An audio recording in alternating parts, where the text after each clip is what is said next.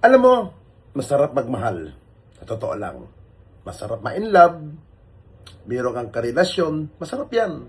Pero, nanaisin mo ba na maging ganito ka? Inaano ba?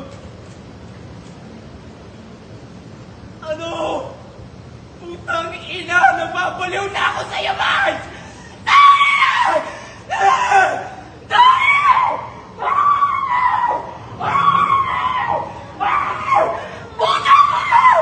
Ano? Nababaliw na ako sa'yo! Ano ba problema mo? Tangina! Nababaliw na ako sa'yo! Ginagawa ko lahat! Ginagawa ko lahat sa'yo! Ginagawa ko lahat sa'yo! Tangina! Hindi mo! Tangina! Tangina! Nababaliw mo sa akin! Tangina! Nababaliw na ako! Tangina! Ina-adjust ko lahat! Ano ba ba gusto mo? Tangina! Ano ba? Ang sakit na lahat! Tangina! Punong-puno na ako sa lahat! Bakit ginagano ko ba ako? Tangina ko! Bakit?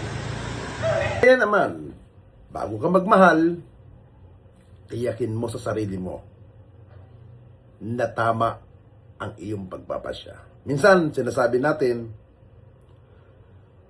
bago ka magmahal, bago ka pumasok sa isang relasyon, mahalin mo muna ang sarili mo. Or, magtira ka ng pagmamahal sa sarili mo. Huwag todo-todo sa pinapasok mong relasyon. Dahil minsan, pag nawala at may ginagawa ng hindi maganda na hindi pabor sa'yo, ang taong mahal mo, doon ka nasasaktan. Kaya kaibigan, lagi mong tandaan, isipin ang sarili bago ang iba.